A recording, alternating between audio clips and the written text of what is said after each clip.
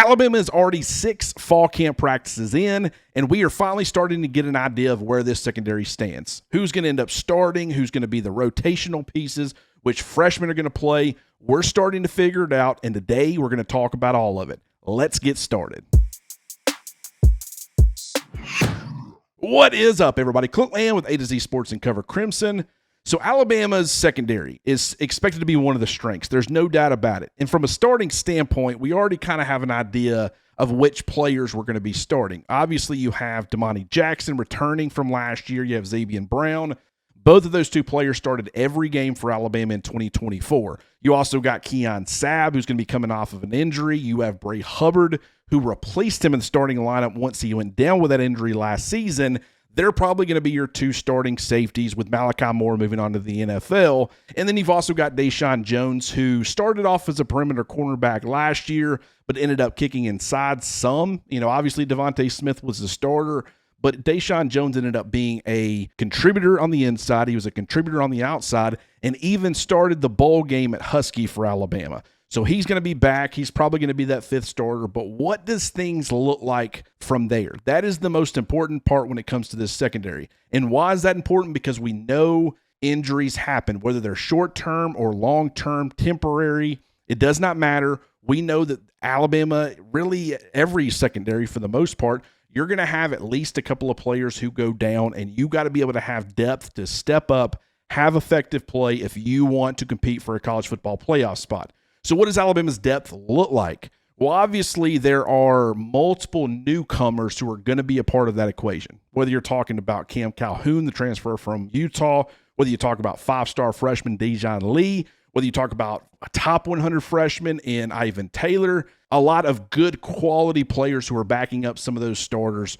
But I think 2 things are starting to develop, and I think it's laying out a pretty clear path for who's going to be the first guys off the bench for Alabama should there be an injury in the secondary.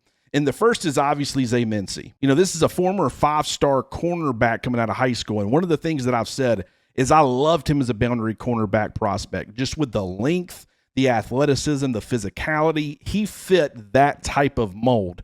But I think when you talk about his skill set and the hip fluidity and the fact that he is so physical, he's willing to get downhill, mix things up against the run, just watching this guy and watching his move to safety, I think this skill set fits perfectly. And I think this guy's ready to start now. He's probably not going to be a starter for Alabama. When you talk about Bray Hubbard and Keon Sabb, one of the better safety duos are expected to be in college football in 2025. But this guy has starting caliber talent.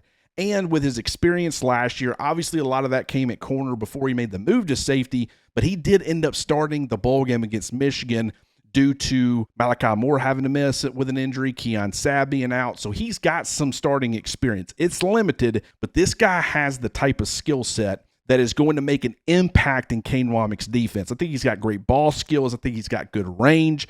And so I'm excited to see what he's able to do as he continues to grow and evolve in his second season at Alabama. So that's where you have to start as far as the depth and guys who are going to be rotating in. But I think that when you talk about first guys off the bench or who might end up fitting that mold, Mincy's obviously going to be your guy at safety. But what about corner and what about Husky? Well, I don't want to completely write off Dejon Lee at all. I think this guy's going to contribute as a first-year player, and I think he's going to be a hell of a player before it's all said and done. But, Cam Calhoun is someone that I also don't want to forget about. I mean, this guy has some starting experience, or at least a lot of playing experience from his time at Utah, 3rd-year redshirt sophomore, scrappy, a little bit undersized. So when you talk about, where's he going to play, that's a question that we've had, but that's starting to get answered. Like, we know that he's going to contribute as a perimeter corner. That's very similar to DaShawn Jones last year, where he started off as an outside guy and then made the move inside.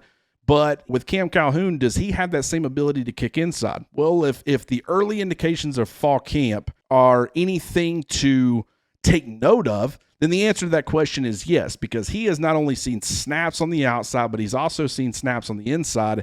And from all indications, he's doing fairly well there. Now, his lack of size, despite the fact that he's scrappy, I'm sure there are going to be occasions where that's taken advantage of. But when you start talking about depth and who can provide an inside-out option where you can keep your best 5 players in the secondary on the field at the same time, even if you start suffering an injury or 2 injuries. I think your best bet to make that happen, especially in the early parts of the season, would be with Cam Calhoun and with Zay Mincy. So in that instance, you not only have your perimeter cornerback covered, you got your Husky covered, and you have your safety covered in Zay Mincy. That's exactly what you want. And then from there, you can let some of those freshmen start to push or climb the depth chart. If Dejon Lee ends up being the best available corner, great. If Red Morgan, a second-year player who played quite a bit last season, if he ends up being a guy who can help at corner or at Husky or maybe even at safety, if he's your best guy off the bench, then get him onto the field. If it ends up being Ivan Taylor, if it ends up being Dre Kirkpatrick Jr., if something happens to DaShawn Jones and you need another Husky, and Dre Kirkpatrick Jr. has been that guy who has kind of been viewed as the number 2 Husky, maybe he's the guy who ends up coming in. But I think right now when you talk about from an experience standpoint, talent standpoint, and versatility, I think it's going to be Cam Calhoun, and I think it's going to be Zay Mincy, and that is both of those two guys are going to help Alabama have one of the best secondaries in all of college football and make an impact on Saturdays.